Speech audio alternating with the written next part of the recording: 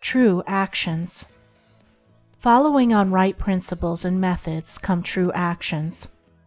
One who is striving to grasp true principles and work with sound methods will soon come to perceive that details of conduct cannot be overlooked, that, indeed, those details are fundamentally distinctive or creative, according to their nature, and are of deep significance and comprehensive importance, and this perception and knowledge of the nature and power of passing actions will gradually open and grow within him as an added vision, a new revelation. As he acquires this insight, his progress will be more rapid, his pathway in life more sure, his days more serene and peaceful. In all things he will go the true and direct way, unswayed and untroubled by the external forces that play around and about him. Not that he will be indifferent to the welfare and happiness of those about him, that is quite another thing, but he will be indifferent to their opinions, to their ignorance, to their ungoverned passions. By true actions, indeed, is meant acting rightly towards others, and the right doer knows that his actions, in accordance with truth, are but for the happiness of those about him, and he will do them even though an occasion may arise when someone near to him may advise or implore him to do otherwise. True actions may easily be distinguished from false by all who wish so to distinguish, in order that they may avoid false action and adopt true. As in the material world we distinguish things by their form, color, size, etc., choosing those things which we require, and putting by those things which are not useful to us, so in the spiritual world of deeds we can distinguish between those that are bad and those that are good by their nature, their aim, and their effect, and can choose and adopt those that are good and ignore those that are bad. In all forms of progress, avoidance of the bad always precedes acceptance and knowledge of the good.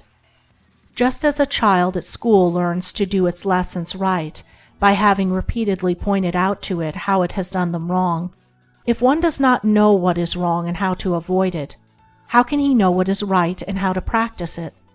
Bad or untrue, actions are those that spring from a consideration of one's own happiness only, and ignore the happiness of others, that arise in violent disturbances of the mind and unlawful desires, or that call for concealment in order to avoid undesirable complications. Good or true actions are those that spring from a consideration for others, that may arise in calm reason and harmonious thought framed on moral principles, or that will not involve the doer in shameful consequences if brought into the full light of day. The right doer will avoid those acts of personal pleasure and gratification which by their nature bring annoyance, pain, or suffering to others, no matter how insignificant those actions may appear to be. He will begin by putting away these. He will gain a knowledge of the unselfish and true by first sacrificing the selfish and untrue. He will learn not to speak or act in anger, or envy, or resentment, but will study how to control his mind, and will restore it to calmness before acting, and most important of all, he will avoid, as he would the drinking of deadly poison, those acts of trickery, deceit, double-dealing, in order to gain some personal profit of advantage, and which lead, sooner or later, to exposure and shame for the doer of them. If a man is prompted to do a thing which he needs to conceal, and which he would not lawfully and frankly defend if it were examined of witness, he should know by that it is a wrong act, and therefore to be abandoned without a further moment's consideration. The carrying out of this principle of honesty and sincerity of action, too, will further lead him into such a path of thoughtfulness and right doing as will enable him to avoid doing those things which would involve him in the deceptive practices of other people. Before signing papers, or entering into verbal or written agreements, or engaging himself to others in any way at their request, particularly if they be strangers, he will first inquire into the nature of the work or undertaking, and so, enlightened, he will know exactly what to do, and will be fully aware of the import of his action. To the right doer, Thoughtlessness is a crime. Thousands of actions done with good intent lead to disastrous consequences because they are acts of thoughtlessness. And it is well said that the way to hell is paved with good intentions. The man of true action is, above all things, thoughtful. Be ye therefore wise as serpents and harmless as doves. The term thoughtlessness covers a wide field in the realm of deeds. It is only by increasing in thoughtfulness that a man can come to understand the nature of actions, and can, thereby, acquire the power of always doing that which is right. It is impossible for a man to be thoughtful and act foolishly. Thoughtfulness embraces wisdom. It is not enough that an action is prompted by a good impulse or intention. It must arise in thoughtful consideration, if it is to be a true action.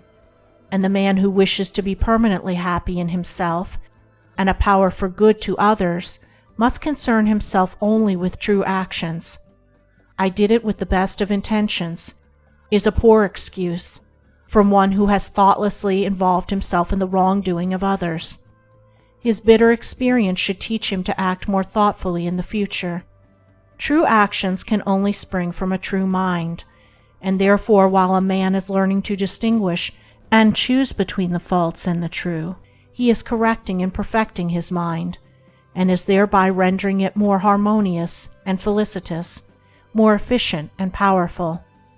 As he acquires the inner eye to clearly distinguish the right in all the details of life, and the faith and knowledge to do it, he will realize that he is building the house of his character and life upon a rock which the winds of failure and the storms of persecution can never undermine.